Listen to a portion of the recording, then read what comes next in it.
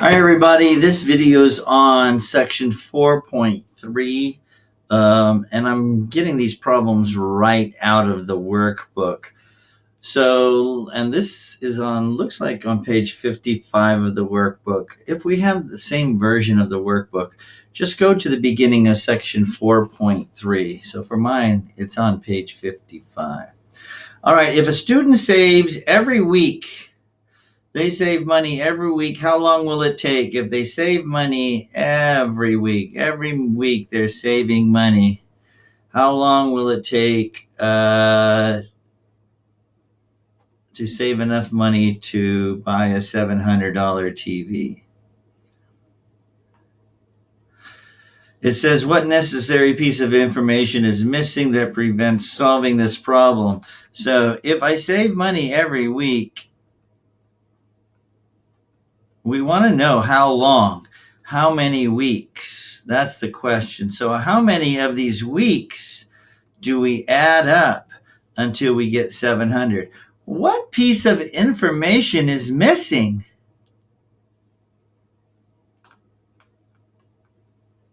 That's what the question is. What piece of information, what necessary piece of information is missing? Well, it would be nice to know how much you're saving each week. So you're saving the same amount. Let's say you're saving $100 each week. Then I could tell you how many weeks it's going to take to save. 1, 2, 3, 4, 5, 6. That's only 600. Now that's 700. It would take 7 weeks. So the piece that's missing is how much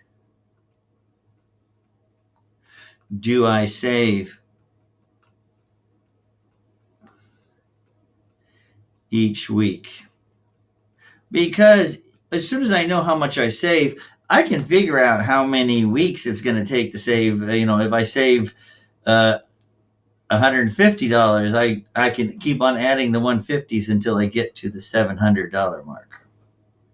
And it might go more than that.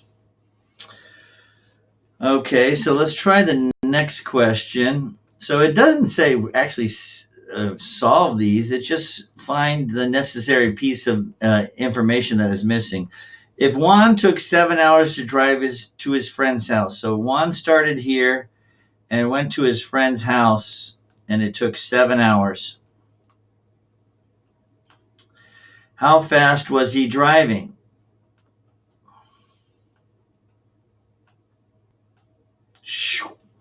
What was the speed of his car? So Juan drove 7 hours, and we want to know, it took him 7 hours to get to his friend's house. We want to know the speed of his car. Well, when you do speed of your car, how fast does your car go? It's 60? Let's say if you say 60, what does that mean, 60? 60 what? 60 miles for every hour. Right? 60, when you're going 60, you're going 60 miles per hour. Per means divide.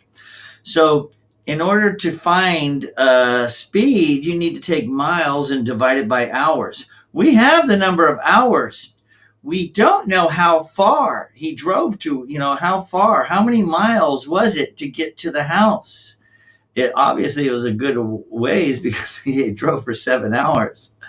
So we can't figure anything out unless we know how far we can't figure out his speed unless we know how far. So we can do miles per hour, miles divided by 7. So if it was 350, let's just say it was 350 miles to this house, and it took him 7 hours. If you see 350 divided by 7 is 50 miles per hour. That's his speed, 50 miles per hour. If his house was 350 miles away and it took him 7 hours, then he averaged 50 miles per hour to get to there. So in this, how fast was he driving per hour? We don't want to really know. We just want to know what piece is missing. And the missing piece was how far, the distance he had to travel. That was the missing piece to this problem. Okay.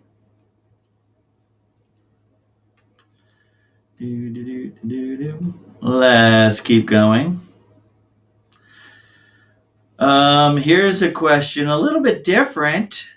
What piece of information is not necessary?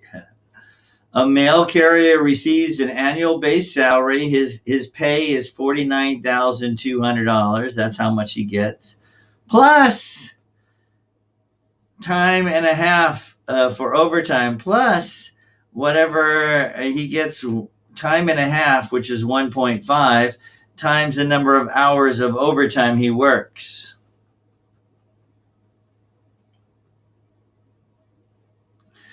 And when we said 49,200, a mail carrier received, this is your base salary. So what is her weekly base salary? If this is the base salary for the year, this is the base annual and for the year, and he gets time and a half per hour for overtime. The question is, what is her base salary? Well, for base salary, this is base salary. You don't get any extra money for base salary. So overtime has nothing to do with the base salary. So this overtime is extra information for this particular problem. Yeah, you get paid more for overtime, but that's not part of your weekly base salary. So this information is not needed for this question, right? To find the weekly base salary, you take 49,200 and divide it by 52 because there are 52 weeks in 1 year, and this is a salary for 1 year. So you can actually find how much they make each week base. And then if they do any hours over 40, then that would be extra. But the question is base salary, has nothing to do with overtime. All righty. Let's take a look at the next question.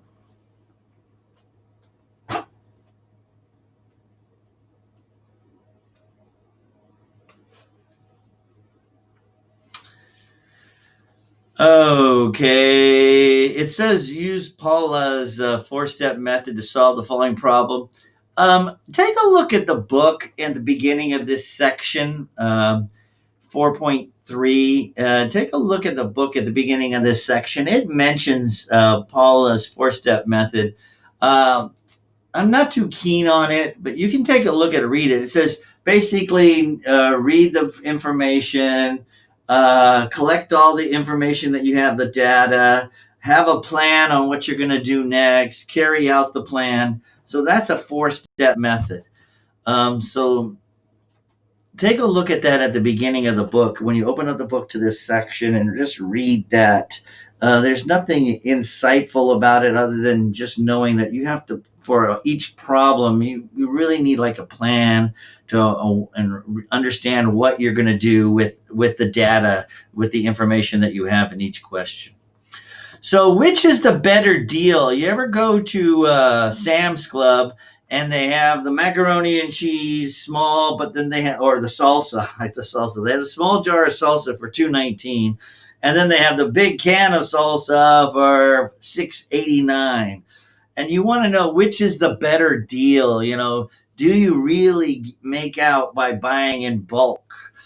The way to do this is really important. Which is the better deal? Just remember one thing: money always goes on top. When you're talking about a better deal, money always goes on top. So first we have a $2.15 price cat food, and there's 1.5 pounds in it. Then we have an $18.41 pound bag or price of cat food, and there's 17.6 pounds in it. The abbreviation for pounds is LBS. So let's put both of these in our calculator. Remember, money always goes on the top of the fraction. 2.15 divided by 1.5. And the answer is 1.4333 For money, you always round it to two decimal places, right? 43 cents, 1.43. So this is $1.43 per pound. Do you see, when you have money divided by pounds, then it's the money per pound divided by pounds. $1.43 for every pound. That's what you're paying. Let's try the next one. 18.41 divided by 17.6. I get 1.046, which is 1.05. $1.05 per pound. So which is the better deal? The better deal, better value or better deal is the lowest price. I mean, not always. Sometimes it tastes crappier, but the lowest price for this scenario, for all these scenarios, the lower price is the better deal.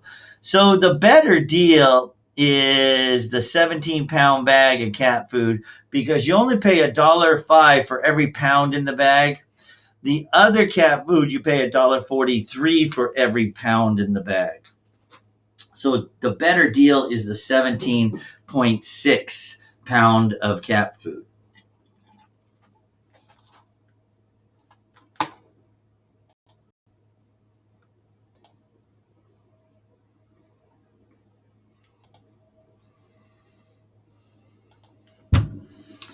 Okay, let's take a look at the next problem, or it's the same problem. The supermarket displays the unit price of 1.5, but displays the unit price in terms of cost per pound. Oh, we already did that. Wait. We already did this. It's the same question. Which is the better deal? Which is the better value? Displays the unit price of 1 pound box in terms of cost per ounce, but displays the unit price in cost per pound. So one is the cost per ounce, and the symbol for ounce is OZ. The other one is the price per pound, LB. What are the unit prices to the nearest cent given by the supermarket? So we know this is, well, for this one, we already found this one. This is $1.05 price per pound. Now we have to find the cost per ounce for this one. And we already know the price per pound, $1.43 for every pound divided by pounds. Well, we have to change pounds now to ounce. Another way of writing this, I mean, I usually use it. You can use a fraction like this per pound. We have to change pounds to ounces. So we have to have a conversion for pounds to ounces.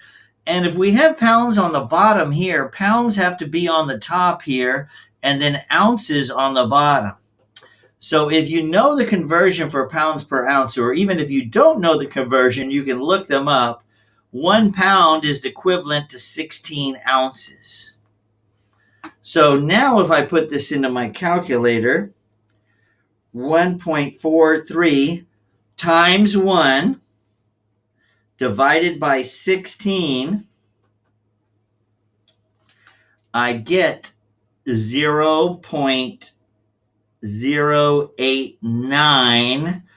And if you look, remember, we always do money to two decimal places, so it's going to round to $0.09 per ounce. In other words, that's ounce. In other words, it's 9 cents for every ounce of cat food.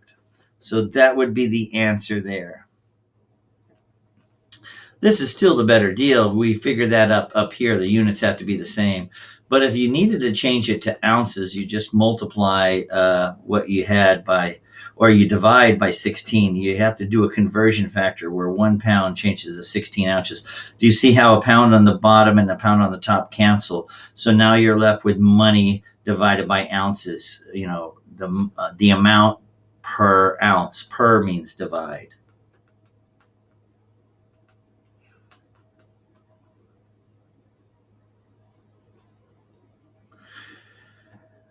Based on your work in parts A and B, does the better value have the lower displayed unit price? And yes, that's how you determine it's a better value. It might not taste better. You may buy a more expensive per ounce, but yes, the better value has the lower display price unit per ounce, or per pound or whatever.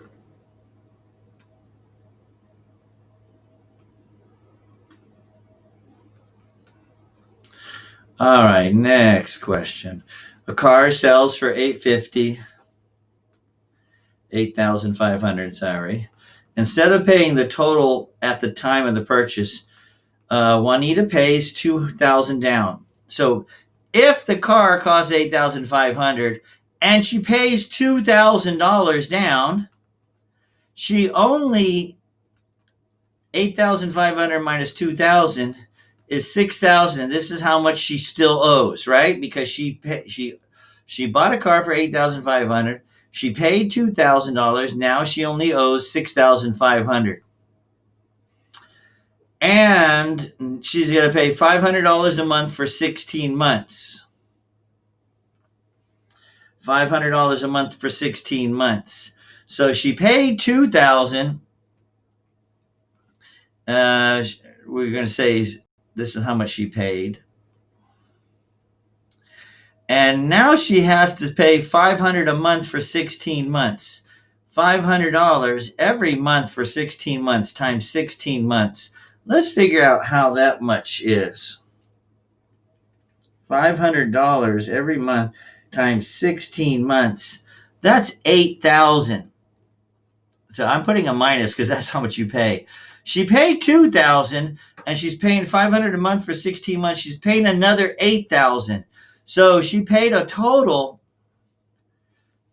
she paid was $2,000 and $8,000, which equals $10,000. That's how much she paid if she was making payments like this. The question is, how much did she save by paying the total on time? How much does she save if she just spends the whole $8,000, if she pays the whole $8,000 at one time?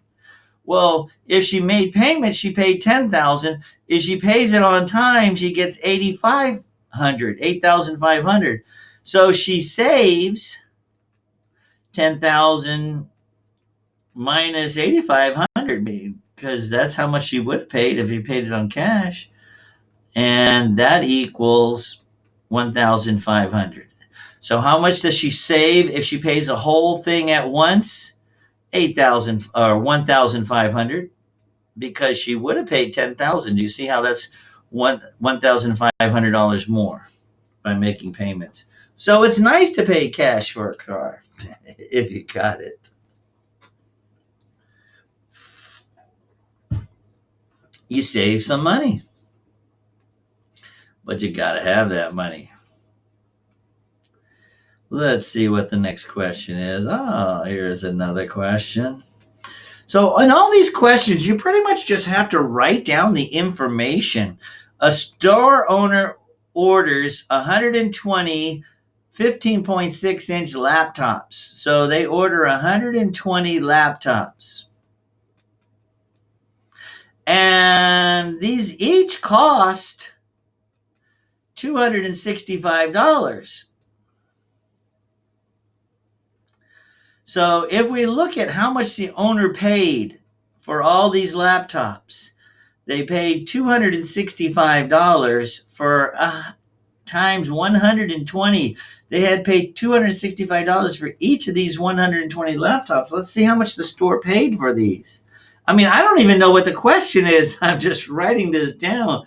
$265 times 120. The store paid $31,800. That's how much they paid for all these laptops. Now, we know they want to get their money back when they sell them, right? They're selling these laptops. They want to get their money back. So the store owner sold 112 laptops to wait. The store owner can sell each laptop for $399. That's what they want to sell them for. We want to sell them for $399. The store sold 112 laptops to customers. So they did sell 112. Remember, they have 120. So they do have 120 of them. But they sold 112 to customers. And remember, they said each one sold for $399. Let's see how much they made from those. 112 times $399, $44,688. So they already made a profit. Look, they didn't sell all of them, but they made a profit. They paid $31,000 for them, and they're making $44,000 so far. He had to return 8 laptops that were never sold. So, there's a lot of information here. He had to return 8. I'm going to put this in a little different color. He returned 8 of them that were never sold and paid an $11 charge for each returned laptop, although the initial cost refunded. So he returned 8 and he got his money back. He got his $265 refunded. Okay, so 8 times 265 on my calculator. 265 times 8. $2,120 back. However, let's read it again. There was an $11 charge on each laptop. So this is how much he got back.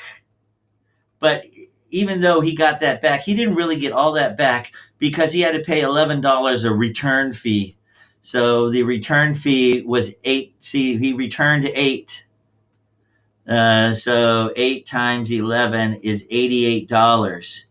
He had to pay for the return fee.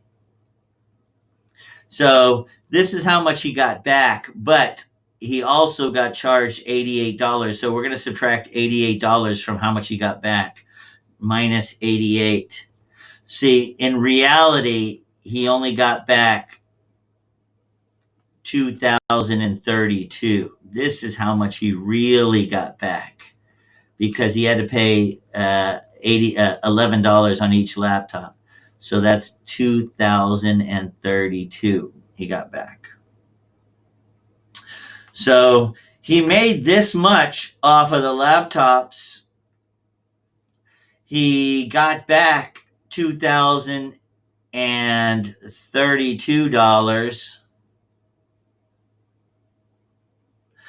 But so let's see how much that was. 2,032 plus 44688. 46720.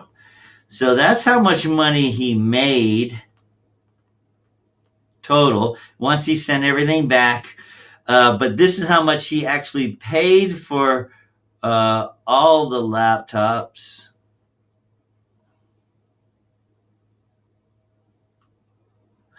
$31. He got this. He got this back. He already paid the $31,000. So I'm going to change my color again. and he paid $31,810. So if this is how much he made, this for the altogether for the laptops, this is how much he bought the laptops for. Subtract those two, minus 31,46720 minus 31,810. So because of those laptops, he made a profit. Do you see? Everything more than what you paid for is a profit. He made a profit of $14,010. So that's a lot of work for this question. The store owner's profit was $14,910 for selling those laptops. That's a lot of work.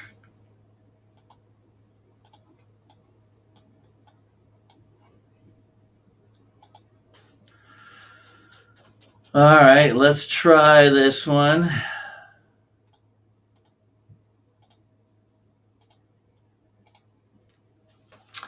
The average cost of a 4-year private university is $34,000. So I'm paying $34,000 per year for my education. After 8 years, the average cost rose, so the average cost went up to $41,800 per year.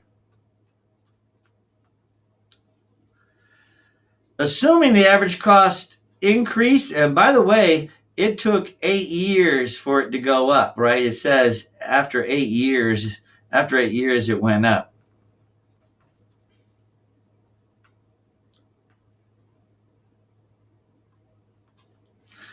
So we want to know what the average cost is. First of all, average cost. The average cost is the same thing as slope. The average cost, we want to find that the average cost increases. Do you see it's increasing? We want to find the average cost increase. That's another way of saying the slope. And we started with this number. Then we went to this number. It's the change in y, right? Remember the slope is the change in y divided by the change in x. Well, the change in x, we're going to say, remember, the money is on top here, dollars per year. Year is on the bottom. So if we look, we're going to call the bottom the years and the top the money, the dollars. So we're going to find this slope. The money's on top. What's the difference in the change? Means the difference. 41,800 minus 34,000 is 7,800. And the bottom is the years, and we went over 8 years. Divided by 8 years. The money divided by years. So on my calculator, 7,810 divided by 8 years is the slope is $976.25 for every year. Once you divide it, then you just left with the amount per year. So this is the increase in tuition per year, if I could even spell it right. That's the increase in tuition per year. So what will the average cost to attend a 4-year university be after 3 years? So it's $41,800 right now, because that's 8 years later. And we want to know what it's going to be like 3 years from then. 41,800, and it increases this each of 3 years. So I'm going to do 976.25, 970, add it or just multiply it by 3, or add it but 3 times this. So I'm doing maybe I should do it, write it like this: 800 plus 3 times the slope, 976.25. 800 plus 3 times 976.25. And I get, in 3 years, the tuition will be $44,728.75.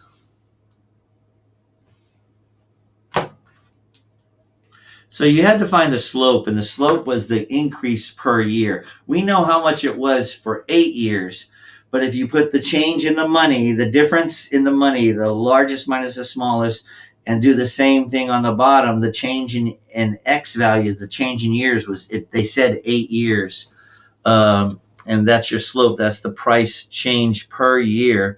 If we know it's increasing in 3 years, 3 times that amount, add it to the amount we started with, 41,800. And that's what I mean, started with at that time. Then we'll get the new tuition per year.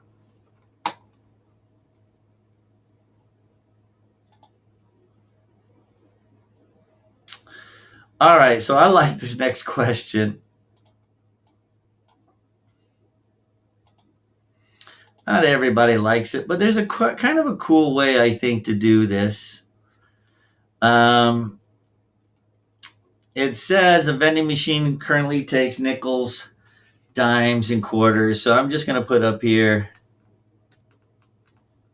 they take nickels, dimes, and quarters. So just a quick reminder, nickel is 5 cents, a dime is 10 cents, and a quarter is 25 cents. Exact change is needed. How many ways can a person with 6 nickels? So in my bag, I have 6 nickels. I have 8 dimes, and I have 5 quarters. Now, if you add that up, 5 quarters is $1.25. 8 dimes is 80 cents, and 6 nickels is 30 cents. $1.10, 5.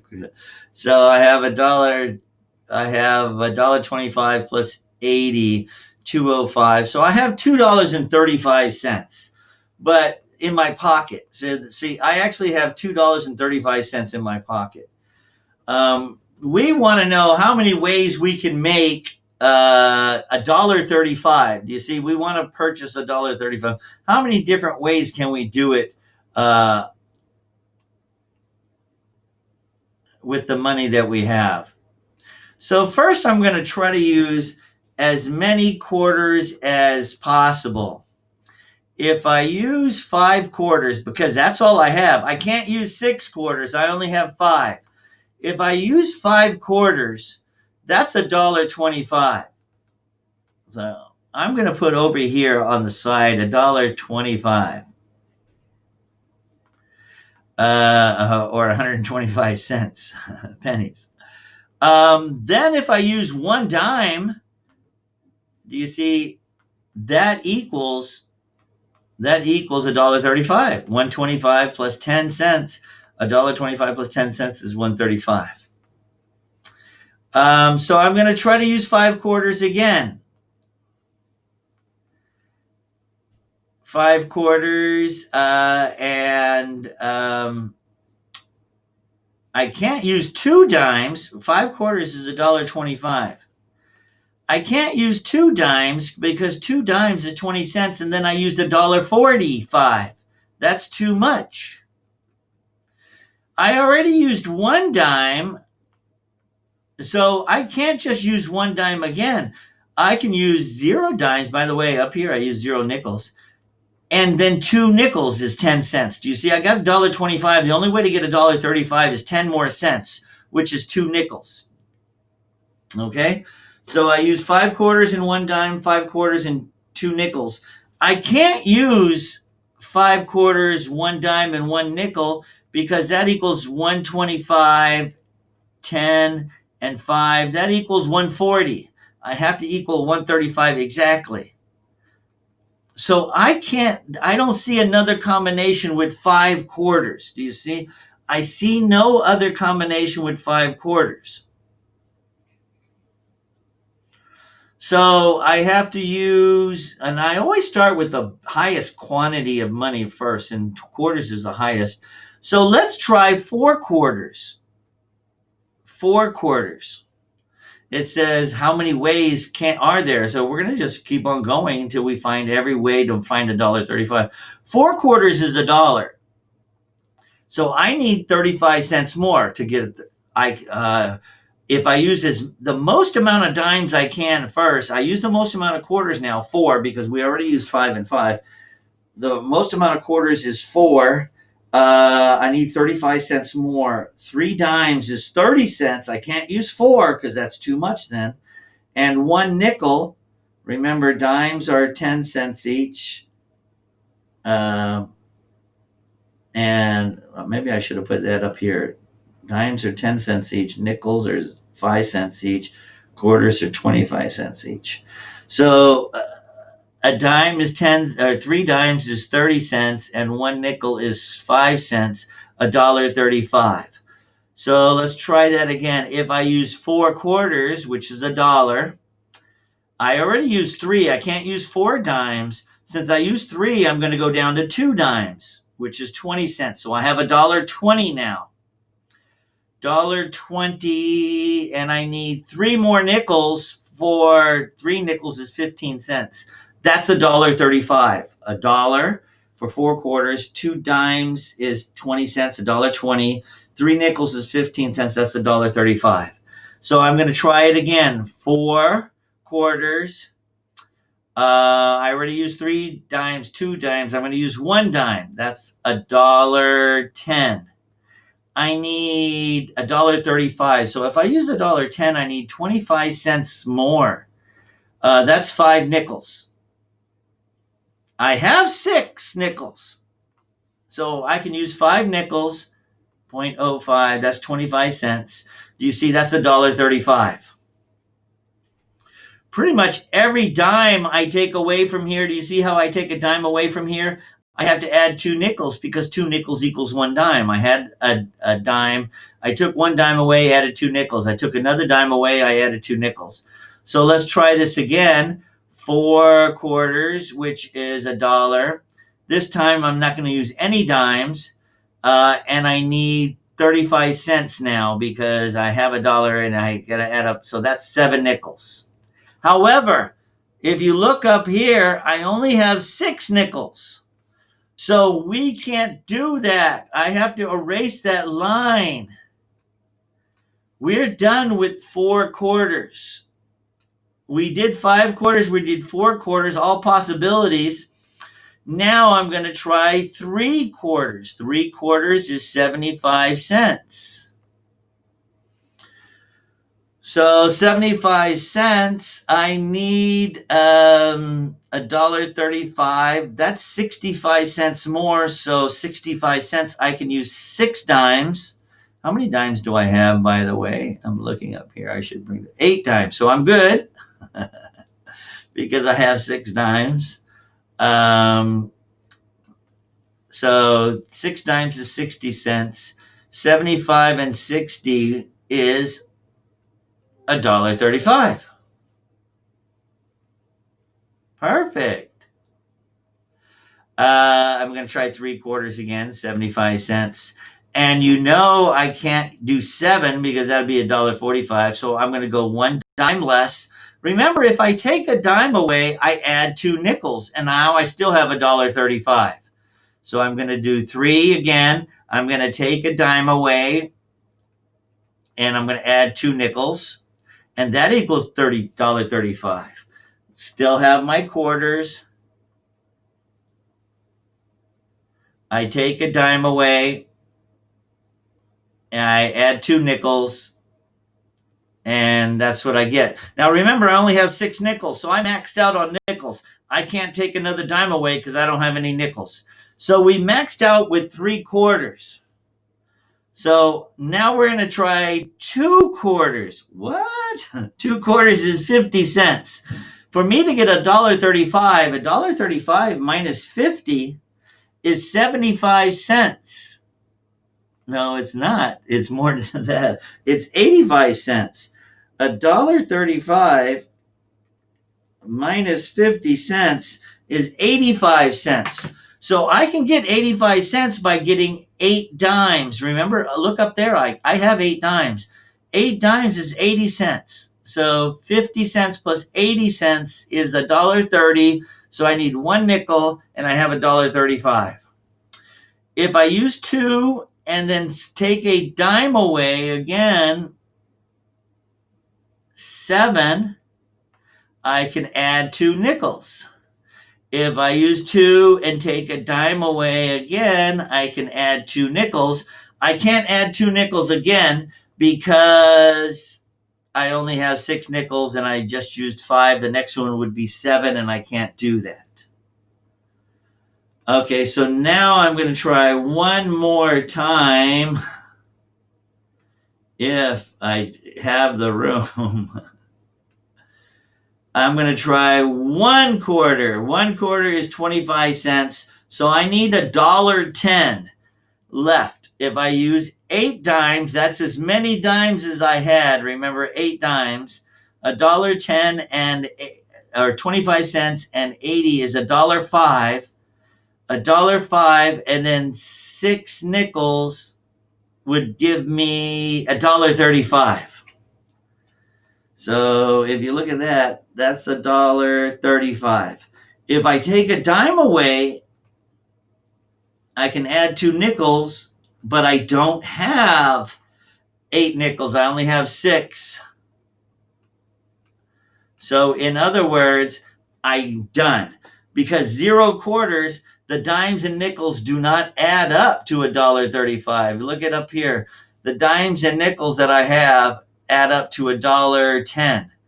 So this is the number of different ways I can use $1.35. It's 1, 2, 3, 4, 5, 6, 7, 8, 9, 10, 11, 12, 13.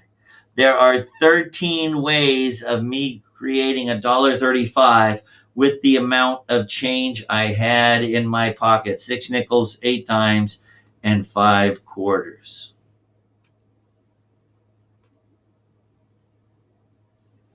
All right.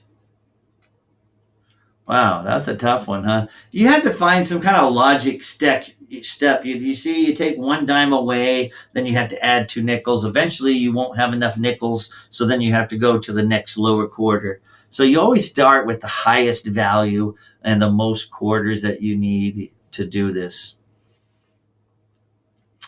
In this problem here, it's kind of like Sudoku. It says, fill in the missing squares, 3 by 3. So we have these numbers, 5 through 13. And if you look at that, 5, 6, 7, 8, 9, 10, 11, 12, 13. So there's 9 numbers, 5 through 13. There's 9 numbers, and there's 9 squares. So you can only use each number once. 5, 6, 7, 8, these numbers, 5, 6, 7, 8, 9, 10, 11, 12, 13. You can only use each number once. And it says also for this square, the rows, columns, and 2 diagonals must have different sums, must add up to different numbers. Wow. So it says, fill in the missing numbers, everybody, so it contains each of the following 5 and the 2 diagonals. The 2 diagonals must have also in the square the rows and columns, and so the rows, columns, and the diagonals must have different sums. All right. So here it is. They just give us a whole bunch of these so we can try out different, see how many we can do. Let's see if I can do one. In this one, we've already used 10, 12, 11, 13, and 6. So we have to plug these numbers in there, 4 more numbers. Um, so let's look at this sum. This sum is pretty high. This is 34. If you add up those numbers, you get 34. If you add up these numbers, 12 and 13 is 25. 25 and 6 is 31. So we have a 34 and a 31. I can put a 5 in here, and this adds up to 21s, adds up to something different. So I used a 5 down there. Then I can put a 7 here. 11, 7, and 6 add up to 24. That's different. Okay, I used the 6. Wait, I can't use the 6. The 6 has already been used. I can only use the circled numbers. So I forgot what I was doing. What did I do? I put a 5 in here, and that added up to 21. Now I'm going to put the 7 in there. When I add this, added up to 13, 21, 31. So if I put the 7 in here, this now adds up to 13, and 11 is 24. This was a 34. It looks the same, but it's 34. Okay, we're okay. What about the 8? Let me put the 8 down here. If you put the 8 in there, 12 and 8 is 20. That adds up to 31, but we have a 31 already, so I can't put the 8 in there. Do you see? So I'm going to try the 9 in there. If I put the 9 in there, now when I add this up, I get 32. So since I put the 9 in there, I only have left the 8 here. And 8, when I add that up, it equals 30. So if you look at each row, each column, this is 21. This, when I add up, is 28. And the row, when it goes up, 13 and 5 is 18. This equals 27. So they're all different when I put 5, 8, 7, and 9 in these spots. So you can try it again. Instead of putting 5 in the first spot, try 7 and see if you can do the rest of these. I'm not doing any more. So that's all it says. See if you can fill it in and meet their expectations. The question is, how many of these can you do? That's my question to you.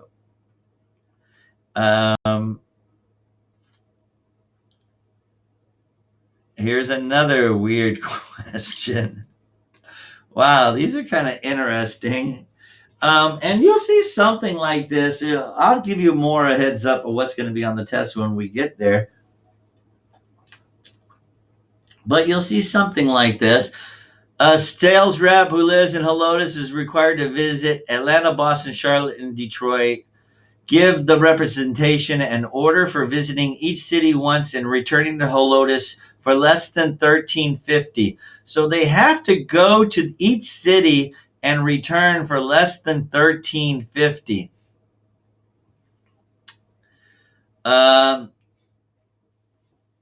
Wow. So let's see how this works. I'm going to raise this up a little. They give you this picture down here. Give the representative an order for visiting each city once and return to Helotes for $13.50. So, in other words, we're going to start in Helotes, and we have to go to every city and then back to Helotes. So, if I go this way to Atlanta, it's 213. Then I go down to wherever this is. That's 508 to Boston. Then I go over to Charlotte. It's 313. Then I go up to Detroit. It costs me 328. And then I go back to Helotes. It costs me 310. Let me add all that up. 213 plus 508 plus 313 plus 328 plus 310, it costs $1,672. Okay, so I can't use that method because it has to cost less than 1,350. So that's not a good trip going all the way around like that. All right? Boy, you guys are looking at me saying, what is going on? So we're going to try a different path. I'm starting in Helotes, and let's say I go to Charlotte next. Do you see from Helotes to Charlotte, it's 173. So I pay 173. Then if I go to Atlanta, I pay 208. Then if I go to Detroit, I pay 193. Then if I go to Boston, I pay 368. And then if I go back to Helotes, I went to every city, then I'm going back to Helotes. It looks like back to Helotes costs 348. Let's add these up. 173 plus 208 plus 193 plus 368 plus 348. Is that 348? Yes. Equals $1,290. Yay! I made it less than, it says less than $1,350. So the question is, can you find any other routes that are less than $1,350 than I did? You see, I went Helotes to Charlotte, Charlotte to Atlanta, Atlanta to Detroit. Let's see what it looks like on our chart up here.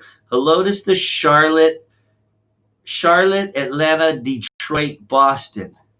So I started at Helotes, Helotes to Atlanta.